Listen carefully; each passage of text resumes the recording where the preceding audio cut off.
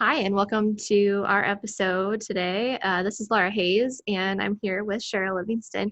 And welcome to AAC Innovations, the podcast. It's good to see you guys. We're in our holiday mood. Yeah, we put up a few trees just to make it festive. Yeah, and I have to do a quick shout out because it is my dear friend's birthday today. So if you see Cheryl around, please wish her happy birthday. She's for the next year. That's right, for the next year. Until December 4th of next year, I will continually take good wishes for my birthday. Because why not? Thank you. Sure. So, the year of Cheryl. That's right. I'll take that over the year of 2020 any day. Yeah. Oh, yeah. Yeah. No, this is only fitting. Yeah. Yeah. So we have a lot to go over today, don't we? Yeah. Yeah. We've got some plans for some inspirational kinds of conversations today. Yeah. Sit back, relax. We're gonna really dive into some AAC tips and resources today. But first, I'm just curious, Cheryl, how's your week going? Any fun finds? Any cool things that you've come across? Well, I definitely have spent a lot of time watching webinars. You know me, I don't have a life. But it was RET UK conference, and oh my gosh, there's just such wonderful information. So one of the cool things that came out of that I kind of grabbed onto was one of the presenters was talking about, technology, but she wanted to also make sure people were thinking about what we sometimes call low tech. She calls it soft tech. And I like that idea because I think it helps us to be not diminishing how much this system is helping the student by saying low as in, it's not much to it, but soft as in it's a help. It's in the moment, maybe a little bit more accessible than finding the device and making sure it's charged, but she wasn't saying one or the other. She was saying the combination of both. And I really like that idea. And like I said, I'm going to start using the term soft tech. And not like in the physicality of the device, like if it gets thrown at you, it's soft. Then it's not as hard. No, then it's hard tech. Yeah. So maybe that's what she was referring to. How much will it hurt if it's, No. Soft as in comforting, soft as in, kind of like the idea of, it's filling that void. I don't know. But anyway, I just thought that was cool. I like that. Well, we talk about that all the time. We put all this value in technology, and it's great when it's great.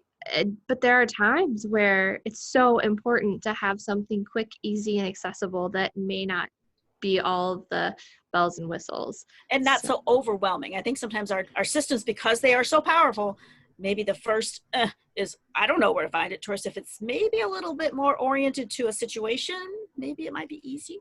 Yeah. My first experience with that was actually at the hospital. I worked a lot with the inpatient side, and I worked with people that were coming out of a lot of medications and even intubations. And, they were very locked in. And I always think back to that because I immediately would go to high tech and say, oh my gosh, they have so much to say. They're cognitively intact. Like, it's really important that I give them a voice. I used to stay up at night thinking about, how can I give them a voice? And they would refuse to use it. But it was because the device would glitch. It wasn't saying what they wanted to say. Like, their body wasn't cooperating. They were so frustrated with it. And sure enough, I threw in low tech and it worked seamlessly. And I'll never forget the first time we had kind of jimmy rigged some glasses. I know you've heard the story, but we had jimmy rigged some glasses with an eye gaze laser pointer, and we used a dynamic low tech device, and we hung it from the ceiling for this one individual. And his first sentence was, "I'm not stupid," which, people come into your hospital bed thinking that you maybe don't know what's going on. And this kiddo had he was super smart, and his ACT score was 34. He was off the charts smart. And so I just remember, I can't think of the second sentence he said. It was very meticulous and very specific. Did he have to spell out stupid, or did you have that on his board? He spelled it out. We quickly made some catchphrases though, based off of the things that he was saying. I was like, do you want to add that quickly? Yes, I do. Okay. Yeah, no, that makes sense. But I was like, wow, Laura, you were really thinking ahead if you had that word already for him. Yeah. Well, and that's back to just pros and cons of the reason sometimes we think about it is that TV show Speechless, that was on.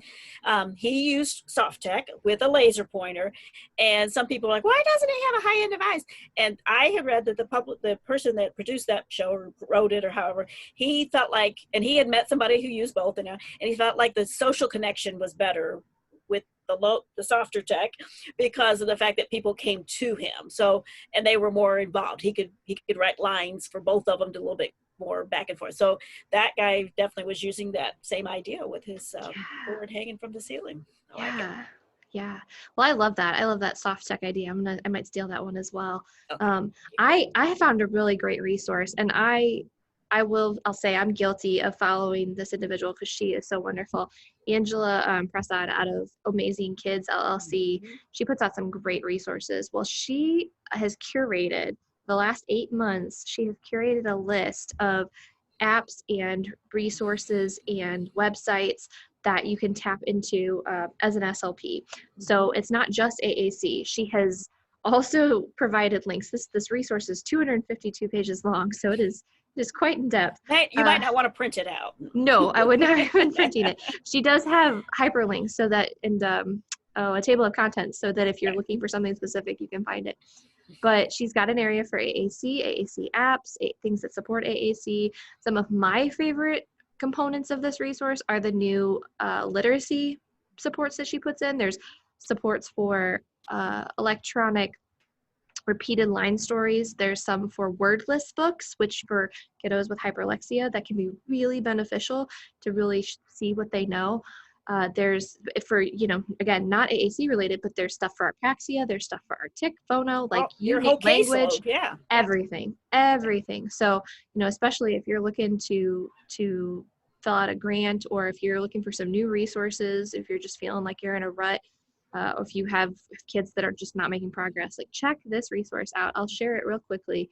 I've just been so impressed with her ability to curate. I follow her too, and what was really cool too, Laura, is that she reached out to people on her site saying, what else, what would you like to see? So she didn't try just to make it her opinion. She gathered from all kinds of individuals. So yeah, she did, but then she vetted it all herself. So she went through and made sure. And I think I said the wrong last name. It's Angela Morad. I always want to say first name, but it's Morad. But the website is Amazing Kids. So think amazing, except there's an O. OMAZINGKIDS, and then LLC is the last part of that .com. So if you go there, it's a running blog, and she's got tons and tons of great stuff. But if we click on the resource, you can see it's a 252-page resource, and it's it talks about technology, and there's some introduction stuff. But then if you go down here, this is where you're going to see the table of contents. And if I wanted to search for something like math, or math isn't in here, how about early literacy? So you've got early literacy resources, again, websites, apps, etc., that she's all vetted. So some are free, some are not, but pretty great resource to tap into. Cool. Yeah. All right. But that's not the only resource we're going to share today. Cheryl and I have done some digging, and we really wanted to start next year off fresh, as I think most people do. Yes, especially this year. Yeah, we're all done with 2020, like pushed it aside. So we were thinking, what could our New Year's resolution be? And we came up with Cheryl's and my top 10 lists for AAC. And we definitely have, like I said, vetted this as far as experience goes. This isn't stuff we just read on a website. We've lived this one. Well, and it was funny because when we first started coming up with this list, we were looking at other lists that people have created. We can quickly go through. I'll show you a few. Rachel Madel has one. Lauren Enders has one, and they're great lists. And I remember looking at them going, oh, we're really gonna. These are great. Like we probably don't need our own. But then both of us were like, well, wait, we like this too, and this is really important, and we also would want to add that. So it quickly became, we don't have enough we need to narrow this down so that we can make it digestible for everybody. And so we stopped at 10.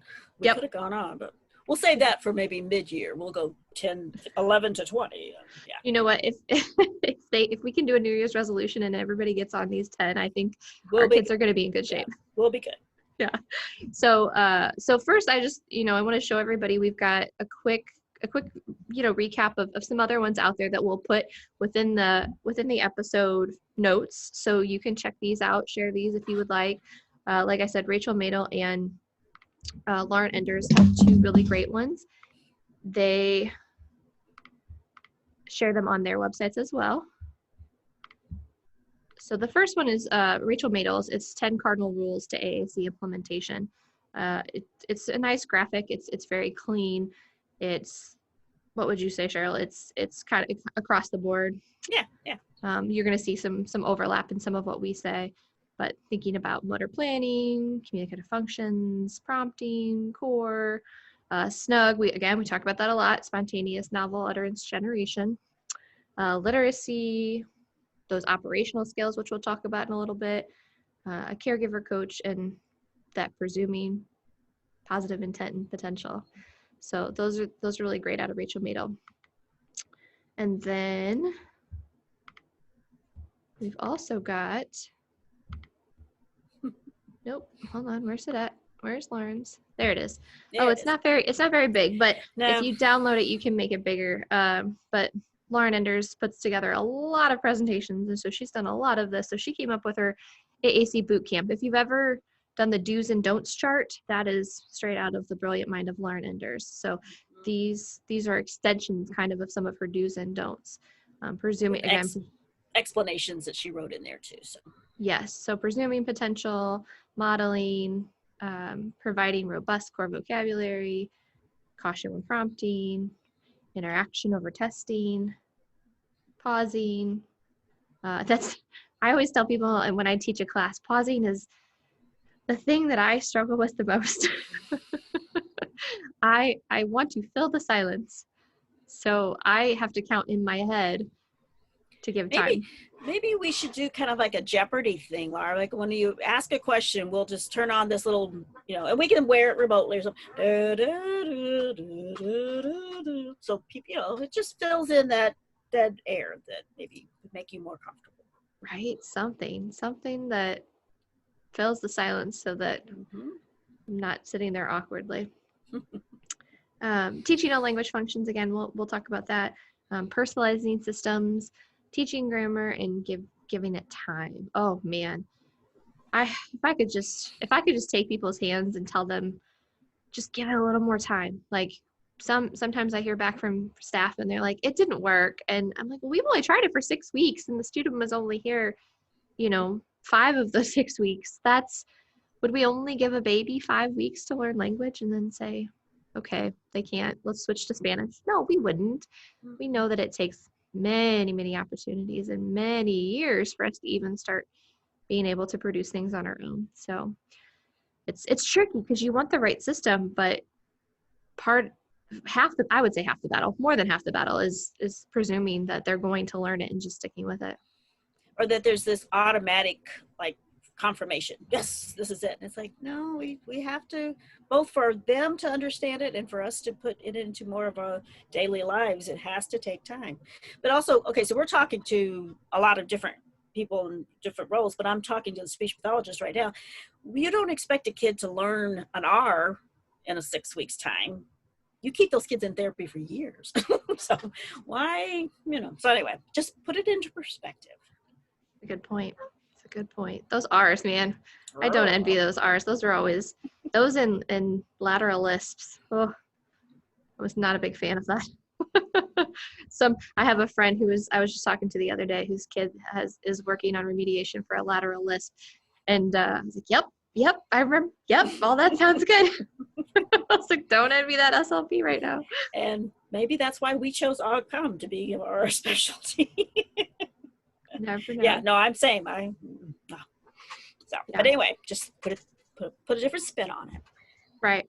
So moving into our top 10. So that's kind of our little quick tip for today. If you want some resources that are handy there, we're also going to throw in our new graphic and our new chart, as well as an additional graphic that's not quite ready yet, where we go into more description, add all the resources we're going to talk about today, as well as the citations for those resources, because, sometimes you're going to get parent pushback, or you're going to be asked, why are you doing this strategy? Why aren't we just doing X, Y, Z? For example, I had a parent questioning why we weren't working on very specific 2-word phrases. Like, what are the first 2-word phrases a kid uses?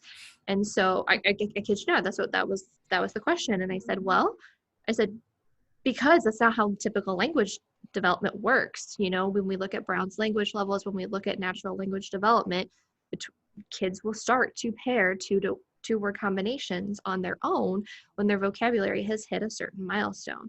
So it's more important to focus on context and meaning of those single words so that they can combine them on their own. That mean length utterance, that MLU, will progress as you build that capacity for it to progress. Right. So right. There's no set chart. No magic.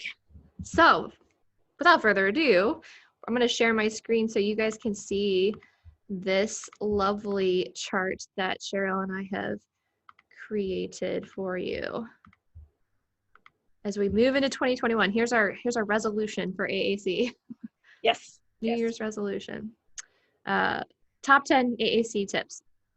And again, we'll have an additional handout that will have the resources we're going to talk about today, as well as the citations. But first and foremost, and everyone I think who's talked to us at some point has heard this: model. Fancy words for it are aided language input or aided language stimulation. But if you can just remember nothing else, remember to model. Touch the device yourself. Throw it. Do it. And with that too, the first one should always be free. And this one I do think people need to be reminded of, because sometimes, and again, I'm guilty of this, when you're doing a new task and you think, oh, the student has that word, they don't necessarily have that word in the context of this new activity that you're teaching. So making sure that you show them the expectation of the first one is free. You would do that if you were at home talking to your child, and you were doing a new activity. You would talk to them about that activity. So you want to talk with the device when you are learning and absorbing new vocabulary in a new activity or context. So there's some really great resources with that, right, Cheryl? Yeah, there's tons. There's so many. And again, this is why it's so important when you're dealing with your staff and your parents and anybody that's working regularly with the student, making sure they feel comfortable. It doesn't have to be the whole device. I always tell people, it doesn't have to be that you understand every single page on that device. Cheryl and I don't even understand every single page on every device. If you asked us where a word was on some of the more, any device, honestly, like you could, I was just looking at abacus on the Amazing Kids, like probably not one of those words we would find in a device, but thinking about, where the word school is, that can look very different depending on what device you're looking at. Yeah. So you don't have to know every single page, every single word of and you don't have to model every single word. You want to model the words that you want the student to be focused on.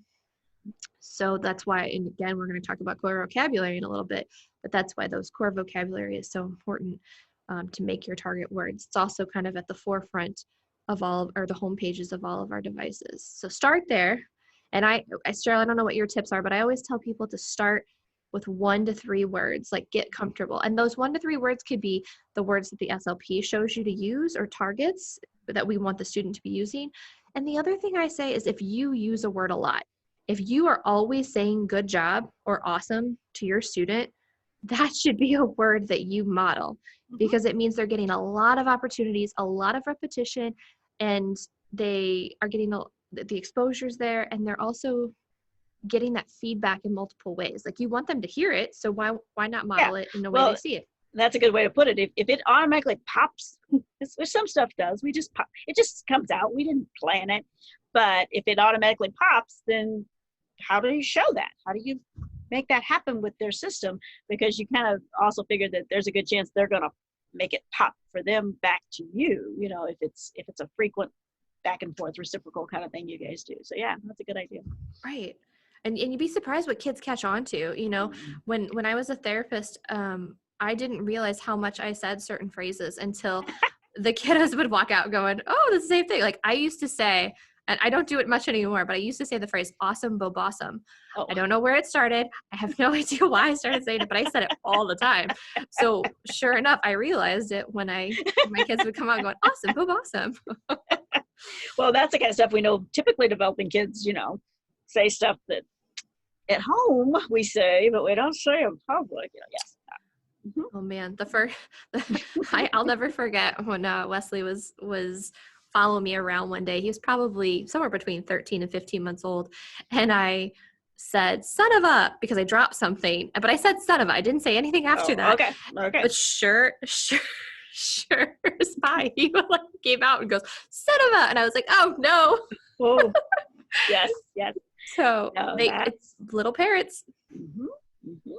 And I've always said for years now, like even with our systems, you know, yeah, no, he can't figure out where this is, but show him where a joke is, or show him where a raspberry is, or something, you know, they remember that. So it's that motivation piece that we talk about later, that they have a desire to learn and to remember and to use it when it's on their terms, not necessarily yours. Well, we've talked to, like, they don't have as much in the systems anymore, but the fart pages, like every time I did an evaluation, I have no idea how, like the kids, we were working on those core words on the front page, and somehow they all found, mostly the boys, they all found the fart page, and they would just make fart noises. Yeah. Mm-hmm. Yeah. 100%. So as far as resources for that, there are tons of citations. There are tons of resources that you can tap into for modeling. The one I just want to highlight today is one out of Saltillo, and that is the I Can Model resource. And it is a really great resource for planning because it allows you to target what you're going to say in an activity, with the idea that you're going to speak AAC to teach AAC, right? You talk in the same language that you want the student to be talking back to you in. And then, so what you might say, and then what you would touch on the device to support that. So their example is the communication partner would say, do you want more? And then you would say more on the device. So just planning that out. And you can do that for any activity, or this could just be something you use for your whole day. And it just goes with the device. You kind of keep it with the device in a folder if you're taking data, and pass it along to anybody that's working with the student. Just a really, really great resource. And the more that we, you know, are touching it, the more we will find something else. And I think it becomes more spontaneous just because you made a mindset to do a little bit.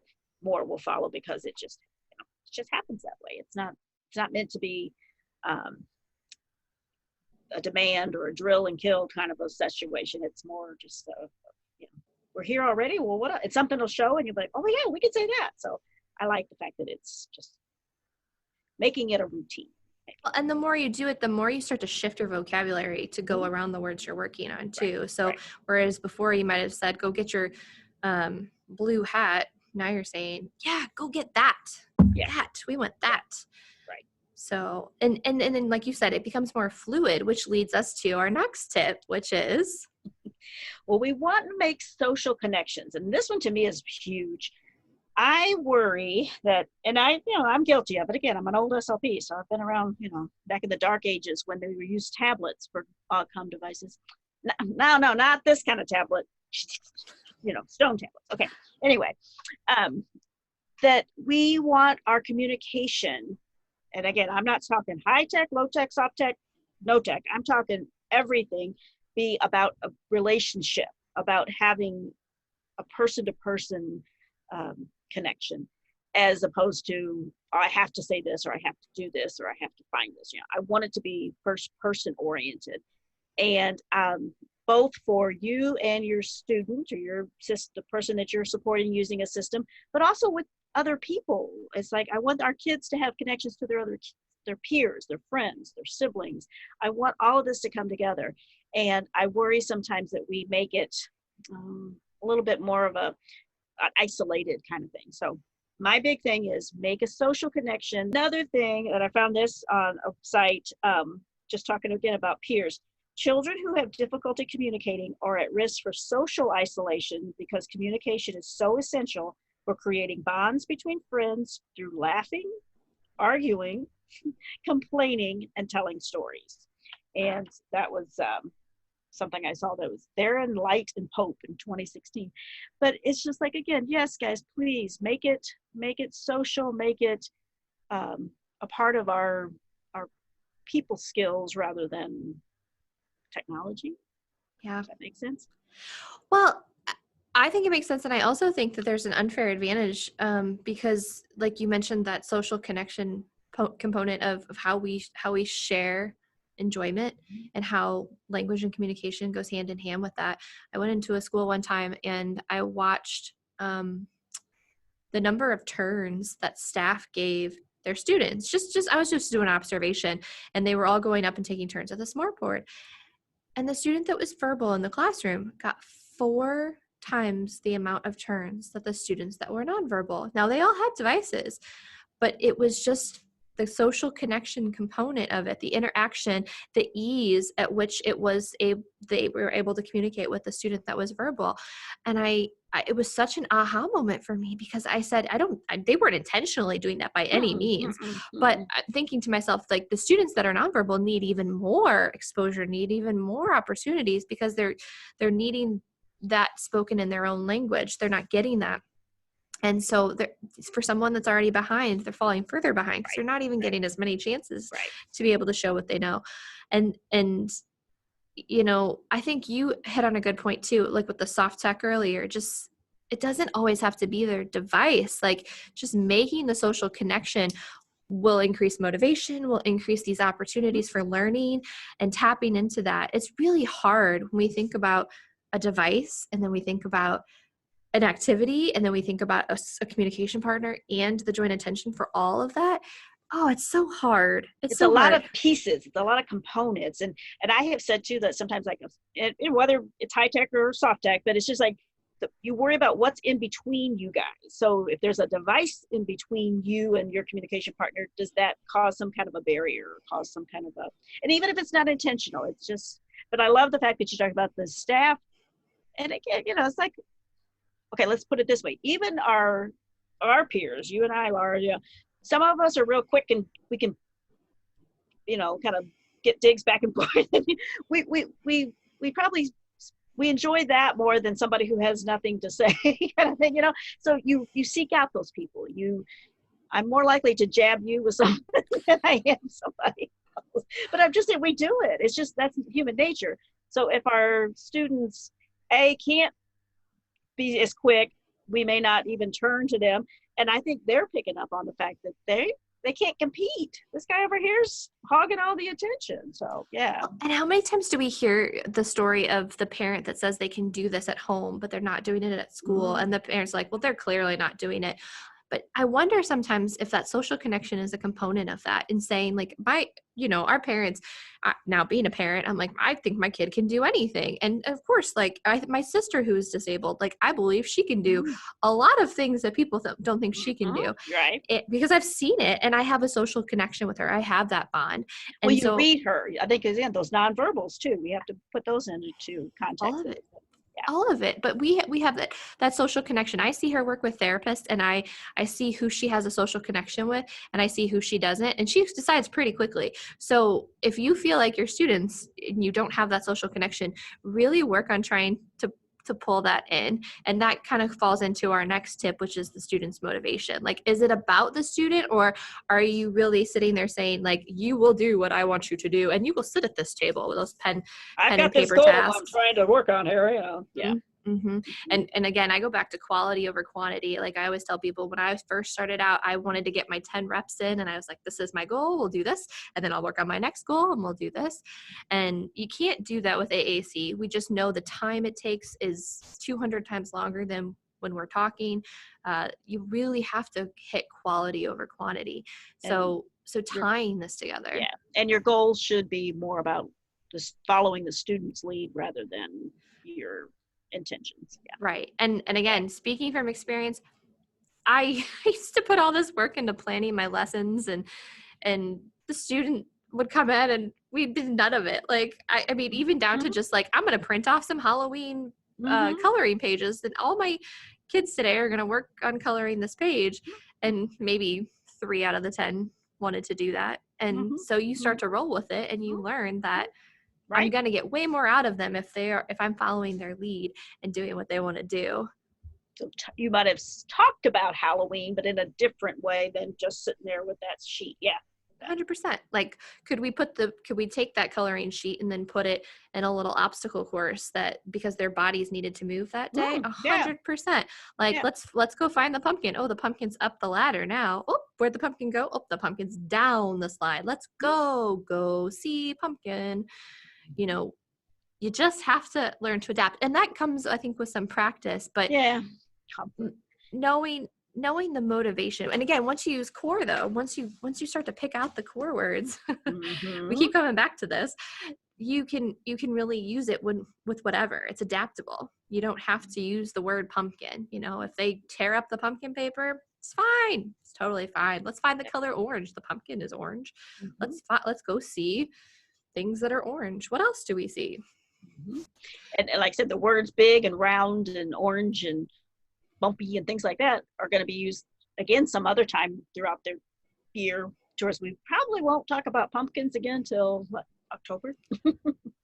I don't. I'm done with unless I'm going into a bread company and I'm a Panera. I'm not going to be ordering spice. My pumpkin muffin is usually what I get there. That's true. That's year round. Okay. Yeah. But again, peppermints, like that, like some of these things, I don't put peppermint in my coffee unless it's Christmas time. Like, I'm just saying, yeah. So we definitely worry about, sometimes we hit some vocabulary words hard, but yet they're not words we're going to use a lot. So hit the core words harder. Yeah. And go back to their motivation too. So if you're following their lead and you feel like it's going well, fantastic. Like that's the ideal. If you're not, like, what could we be doing instead? So thinking about, for these students, what other resources could we be tapping into? So for these students, we would be looking at some of those things we've talked about before with reinforcement inventories. You know, we've highlighted that on our website. If you go to our website, can you see my website now that I'm sharing? No, you can't. Okay, let me reshare. So if you go to sites.google.com, and you go to our AAC site, which we can, I'll put this in the notes, but that's where all of our resources live. But within our website, you can go to the goals. What is it exactly called? Goals, assessment, and progress monitoring tools. And within that, we've got reinforcement inventories. And we've highlighted that before in a previous episode, but I just love it. Like I really love looking at diving into, you'd be surprised. People think, oh, they don't have any motivators. I hear that so often. And I've said, let's dive in. Let's try one of these.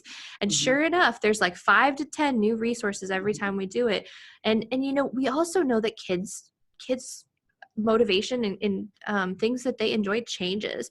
Again, as a mom, I'm like, oh my gosh, there's only one thing that my child liked now that they liked 3 months ago. And which makes it tricky when you're trying to shop early for Christmas or you're trying to get a Halloween costume. It usually gets you at Halloween when all of a sudden, I don't want to be that anymore. I want this. Yep. So, you know, so here, going to these reinforcement inventories, I think would be hugely helpful for anybody that feels like they're struggling for student motivation. Another one that we talk about a lot is EMC, and that stands for Every Move Counts. That is an assessment tool and also a progress monitoring tool that can help students that are emergent communicators or that you're really struggling to find out how they communicate and what motivates them, because they're a little bit more locked in. And the thing that I always want people to think about is it's not just a thing. Sometimes with these reinforcement, he's requesting and we'll have these things, but it's also all about, like, especially with the Every Move Counts, the emotion, whether it's vestibular, whether it's a pressure, approprioceptive, you know, you want to get into more than objects. And I think Jennifer mentioned when we were talking about PACs was just sit back and watch. What kind of things do they seem to be focusing on that you didn't necessarily give them to them? You just are seeing that, he's really interested in this, kid over here who's humming a song or something. I don't know. It's just, I think sometimes we need to sit back and watch more. Well, and recording it, because what you see live is not what you see on recording. I found so many things. I'm like, oh, now every time I model, like I didn't think they were paying attention, but every time I model, they kind of turn their ear to the to the right, and I really do think they might be hearing me. I always tell people that it's more important to watch what they do after the activation than it is the activation itself. Like find what they do. Like, do they return to the device? Do they return to you? Do they look at you? Do they return to the activity? Did they smile? Did they move a body part? Like, what did they do after you activated it versus before? Like, it makes so much of a difference. Yeah. So tapping into some of these things, tapping into, Tar Heel gameplay is another one we talk about a lot. Tar Heel Reader, that is a really great one because you can search. Those are both websites. So Tar Heel, like UNC, like the Tar Heels, TARHEEL reader.org, and then again Tar Heel gameplay.org. Those have already created books and videos that you can tap into for both switch access, but also for motivation. I had a student just this past year that I worked with who they're really struggling because his body was kind of dysregulated, and he didn't want to follow the News to You lessons they were doing. And so, because, they didn't have a whole heck of a lot of meetings. So we talked about what his motivators were. Well, turns out he loves SpongeBob. So we tapped into SpongeBob on Tar Heel Reader, and again, totally different kid, was able to show what he knew, was paying attention more. So these resources allow you to both create books and then find books that might be a little more specific to your students' interests. And there's a third one now too, Laura. Remember, Tar Heel Shared Reader has symbol supports. In addition to the pictures and the text, they have some symbol supports on the pages too. So that's another good one. But yeah, I love the idea. And what I love about SpongeBob is I watched many an episode of SpongeBob in my life, because that's Aaron's 19 now. So when he was little, So what I love about making a book is you don't have to watch the episode and listen to all that. You make a story, but they got the pictures, and we can throw out stuff we know SpongeBob might say or Squidward might say, but just the fact that you can adapt it, you can make it more tolerable. Well, you can make your own story too. So if the idea is that you're working on safety signs, then why not just have SpongeBob walking through the street and then he sees a safety sign? Like, totally correlates. But that attention to SpongeBob is going to help you have a platform to teach off of. Yes. 100%. So we keep circling back to core vocabulary. We keep circling back to it. We know how important it is. And like I said, we could spend, in fact, we probably will have multiple episodes on it. If you have any questions about what it is, please reach out, because it's kind of one of those things where we all of us in AAC believe very, very strongly in it.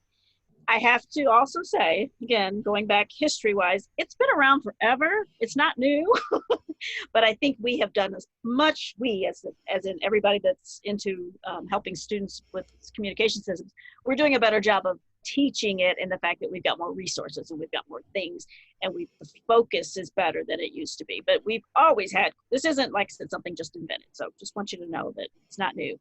But what is not new, but maybe you just haven't thought about it, is this other term, descriptive teaching. And I, again, just kind of like, well, how did I ever figure this all out? And I can't tell you exactly that it was one moment in time, but I know Gail Van Tatenhove, who has been supporting students or individuals. She works with adults now with AAC. She has been a great leader in helping us to have a better perspective of what that means. So descriptive teaching, to me, the definition is we're going to describe these things versus just naming them. And the reason I really want people to think about that is because I think, again, like we used with the example of pumpkin, we have a tendency to get a lot of nouns in our sessions as far as vocabulary. We always want our kids to have more vocabulary. None of us are done learning vocabulary, let's put it that way. So we always want to work on vocabulary, but we have a tendency to work on a lot of nouns or names of things that are very specific to an action or an activity or a place. So what Gail has helped me to realize is, okay, fine, but that word may never come back up again, especially if we're talking academics. We have tendencies to, we're doing a science unit, and we always use the example of the planets. We could name every planet, but what if we describe the planets and what they're kind of known for? Two things. One is, hopefully our students will have a better understanding of that. They're not just trying to relay back a word, to name it. They're talking about it. So then their understanding, their ability to put all that information together will be better. And they're practicing them with their systems, words that they can use other ways. It's not just, and we had it used to be kind of oriented towards, we'd have a page of planets on our devices. And that's all we worried about was Mars, Jupiter, Saturn, Earth, that's, I don't know, it's kind of like key in speech. It's like, yeah, you got it for a moment. Yeah, maybe you passed the test because you named the right one. But if you could talk about them, how much more information could you share in another context because you're using those same words? So let me show you an example. I'm going to share my screen. And of course. And while you're sharing, I just want to point out the most, I think, relevant case example that Gail gives is this wonderful student that she worked with for a very long time. I shouldn't say a little, he was an adult that she shows in this video, but she worked with him, I think, for 20 so years. And they did a long time. So thinking about, like giving this student a long time to learn vocabulary, but they worked on core vocab and they worked on descriptive teaching. And she had a session with him as an adult. And he was able to tell, she knew something was wrong because, again, she had a social connection with him. And she's like, what's wrong? And he told her how, he said, I'm sad, or I'm upset. And she said, why? And she said, this gentleman, so he left me, he no feed me, I no eat, he gone, he go away, he'd tell me not to talk or tell me not to say anything. Yeah, he'd tell me not to tell. So I think she breaks it down, and 95% of what he says in that story is core vocabulary and descriptive teaching about what had happened to him. But I still get goosebumps every time I tell this story and watch it because it's so impactful. But knowing the population and the risk of abuse with the students that we work with, knowing how important it is to give them those words so that they could tell a story like that when they're older and they could self-advocate. She was able to get him the help that he needed, and she was able to report that, and he was able to self-report that. Nobody. Nobody she had wasn't. She didn't assume what had happened. He told exactly, but in his own words. Yes. Yeah. So that one always jolts me to the core, because if you don't do it, if you think it's just about labeling and you want to get them through the lesson, it's bigger than that. It really is. It's important for their livelihood. It's important for them to show everybody down the road who they are and what they can say. And like I said, this particular story that Laura's sharing, I think it was a residential facility. So this guy really was dependent on these people for his care. But all of our students, all of our adults are going to need support. They're always going to be with somebody who's at least around. And they, like you said, the chance for not, and I hate to think of abuse, but just neglect is a huge part of that. We have to make sure. So self-advocating is definitely a big thing. All right, so what I brought up right now, guys, is I love to work on News to You every week. And my purpose of working on News to You is not as a reading program, which I definitely want to do more with literacy, so I'm all for that. But I found early on, a few years back, that people were saying, oh yeah, it's a reading program, so we read the stories. I'm like, well, do you talk about them? Do you get into what's going on in the story? And it was kind of like, huh? So I said, okay, they usually give us every week 4 vocabulary words that they use within their worksheets and have activities that deal with it or write with it, or they just keep going. But I worried that a lot of times the 4 vocabulary words they had chosen were a little bit, and again, based on the story, based on that week's topic, a little more specific to that. And I was thinking, yeah, let's expand this. So this is a couple years ago, but I wanted something to go with our holiday theme here. I'm all in the Christmas spirit for about 5 minutes, and then I'll lose it. But anyway, this was called Operation Santa Paws. And this is one of my favorites because not only is it talking about this holiday season, it's also talking about just ways to help, animals in shelters.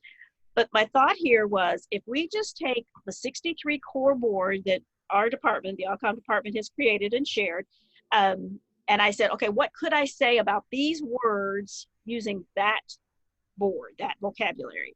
So like holiday season, okay, what does that mean? And I really do, when I'm doing these, I'm trying to get myself in a mindset of, and kind of like Wes, he's 2.5, Laura's son. What would Wes say about that? He's not going to come around and say, Mama, holiday season.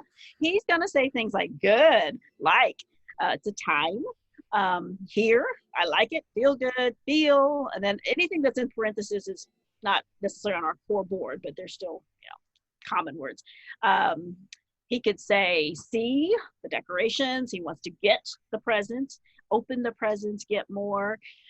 This story talked about going to animals in the shelters. And so what are animals? What are pet toys? What does it mean to donate something, to give, to help? It's good. You want to help when you give something, you donate something.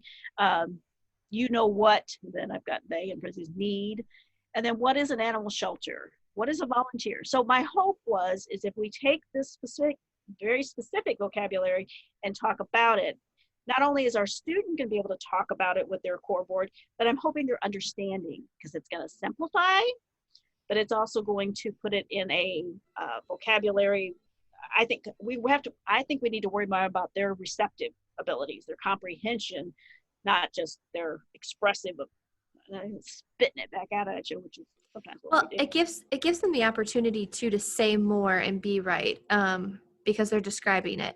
So, Tracy Kovac talks a lot about this too when she talks about literacy and stories and decontextualizing stories and how we can do that.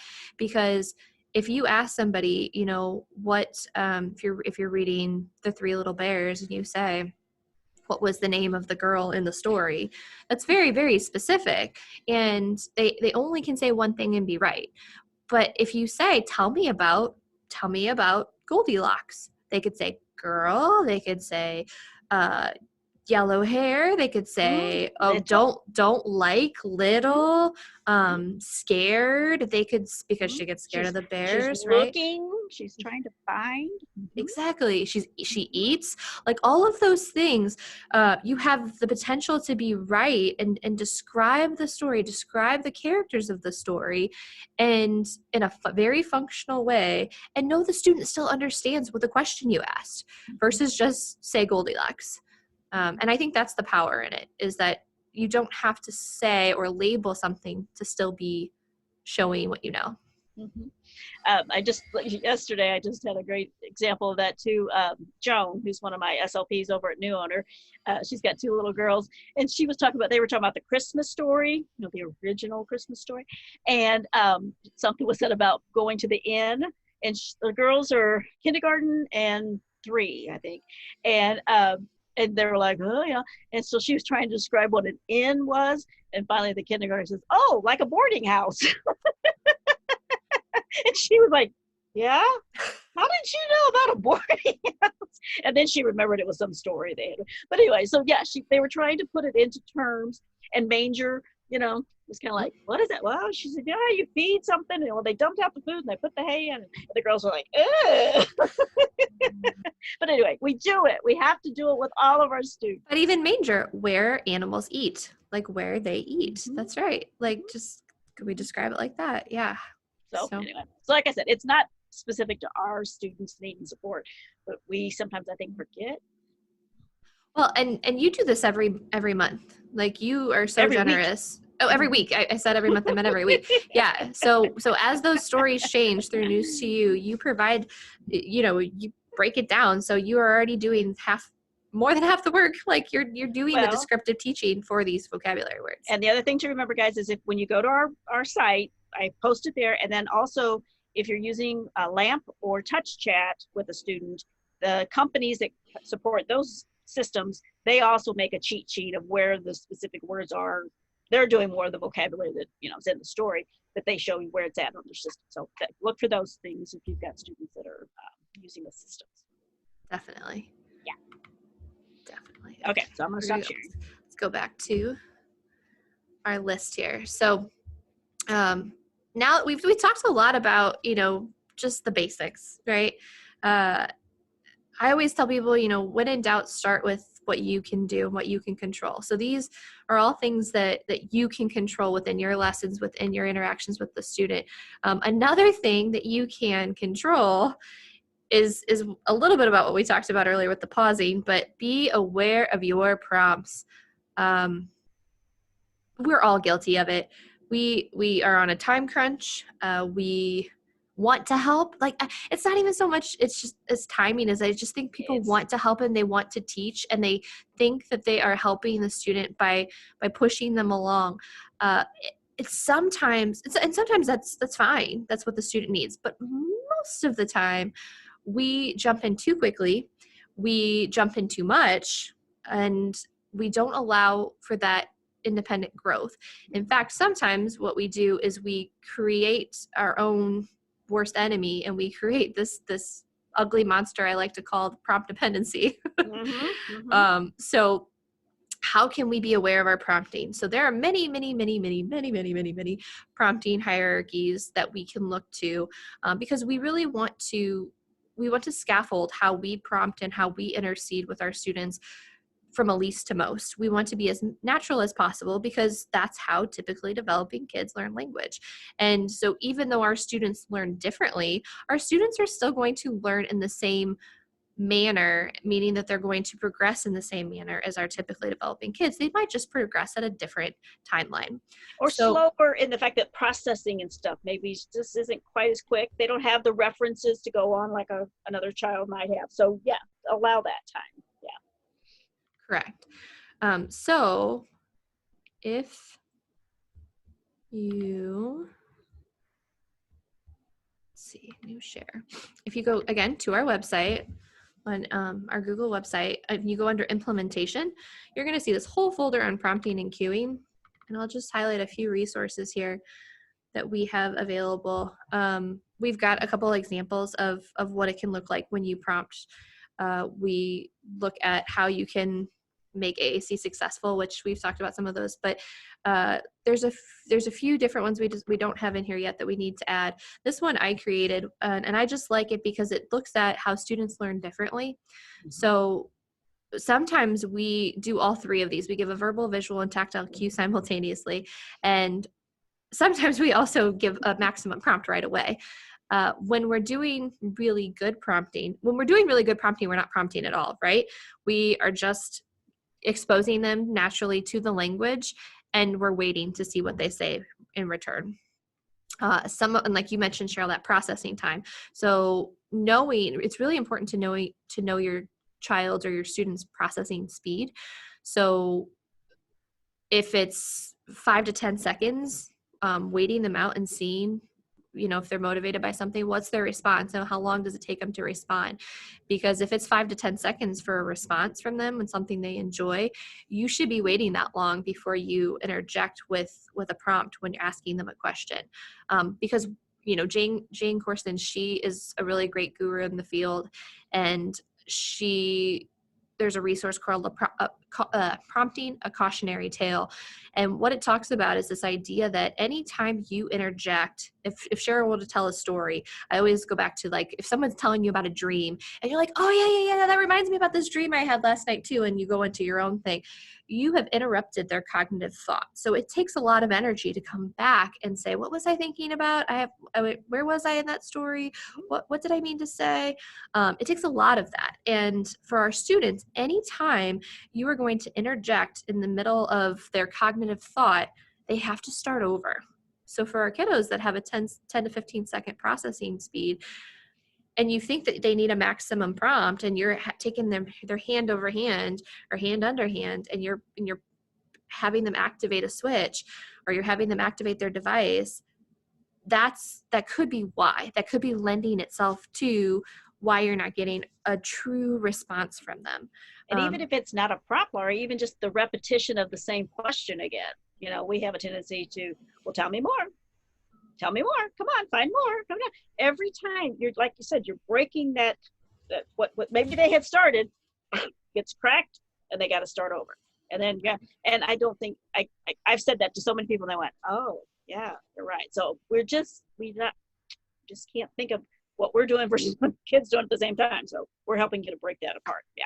Right. And maybe the student doesn't want to say more. What we really want the students to be doing is saying what they want to say when they want to say it, and not saying what they don't want when they don't want to say it. So if the student really doesn't want more and you're maximum prompting them to say more, we don't know if they really wanted more. We don't know. What we're teaching there is compliance. What we're not teaching there is true language. Right. And so by going from least to most, you're allowing for opportunities for them to say what they truly want. Today I had there's a few examples that I give in my classes, but nothing's better than another Wesley story, right? Okay. I'm so glad you have him. He's such a great kid. He's got such good examples on a day-to-day basis. But this morning, or actually it was last night. So last night I said, tell me about which pajamas you want, buddy. Like, I'm going to pick out some pajamas. You tell me what you want. And anybody that's dealt with a toddler at bedtime knows it's very difficult to corral them. So I'm like corralling him and I'm like, oh, okay, you get two choices. Do you want your reindeer pajamas or do you want your penguin pajamas? He looks over there and he goes, I want my Rudolph pajamas. I'm like, by golly, like wanted something totally different than the two opportunities I had given him. Would he have complied had I given him the other ones? Probably. But was it what he really wanted? Not at all. Not at all. And so thinking about the options and giving more than one opportunity to be right is so important. So starting from a natural cue, just like I'm listening, or like, oh, the song's finished, going for that target word for more. Yeah. And then going from an indirect prompt. Again, it doesn't have to be verbal. So for some kids, that interrupts their thoughts more than anything. So sometimes just tapping on the device or giving a small visual. We give out pointer pens within our classes to talk about how we can indirectly, and sometimes for our kids that are possessive, less invasively showing them things on their device. Looking, and then if they still are struggling and you've again waited those 5 seconds in between, waiting, right? 5 long seconds. Yes, or as you mentioned, like playing the music inside your head. Then you can give a direct prompt or a choice. Right. And because we also know too that those choices might not be what they want. So if you can, giving none of the above or I don't know as an option frequently, that would be one of my other little side tips, is making sure you're always given a I don't know. Because even our typically developing kids, if they don't understand all the components of the question you're asking, chances are they don't know. They don't know what you want. And that's where, again, attention to their body language. Are they looking at you like, yeah, or are they looking over at something? There's just so much more that's going into it rather than just, like you were saying, that compliance of find it. And then maybe also, we'll just use that word, maybe you could want to say, and we might give them some choices that way, and that would be another chance for you to model on their device options. Right. And that's usually where I go with maximum prompts, is I'm saying, if you don't have to maximally prompt them to touch the device, it's better for you to model in this circumstance and just say, you know what, I think we're going to play some more, because you know that that's what you want. And you're just giving them that feedback at that point. It becomes a control issue if you're making them do stuff that they don't really want to do. And we know that a lot of our kids have learned helplessness or just don't have a lot of control over their day-to-day activities. So when they choose not to interact, that is their choice. That is them putting their feet in the ground and showing you their personality and saying, can't make me do this. And we can't. No, but we have seen those kids, and especially the older they get, where it's almost as they're frozen and can't do anything until you prompt. And though that's super sad. There's stories, about, grown adults, then, okay, go get ready for bed. And the person went back in 2 hours later and he was still standing there because she didn't prompt him through the process of going to bed like he had been. So, and this helplessness and prompt dependency doesn't happen overnight. It's Right. years and years. So Any behavior, right? We know that about any behavior. How long does it take us to, what is it? I think, typical pattern behaviors, it takes you 2 to 3 weeks to get to learn a new pattern behavior or break a pattern of behavior. Brushing your teeth, starting a diet, working out, making the bed before you leave the house for work. I had that going, but then COVID hit. Yeah. Especially when my husband's still in it. Putting your work clothes on instead of pajama pants. Yeah, that took a couple of weeks. I was worried I was going to show up in my house shoes, But yeah, right. Oh my gosh. Yeah. So thinking about all of that, those prompting awareness. Right. We're not going to be perfect. Like I tell people, you're not perfect. We don't expect you to run through that every time. But I do tell people, if you feel like you're struggling, or if you have staff that are struggling and jumping in, print a chart out, print it out and see what, and use some of those like catchphrases, like I'm listening, or tell me more, tell me what you want to say, use your device or use your talker, whatever you call the device. Those catchphrases can be really, really helpful, just to kind of get you into the routine of not saying, tell me more, tell me eat, tell me go, touch, go. Come on. Right. Because that is like the example you gave, Cheryl, where somebody's putting together your entire routine. And then I don't know how to get from you doing it all to me doing it all. Right. You have to find the steps in between. So language is the same way.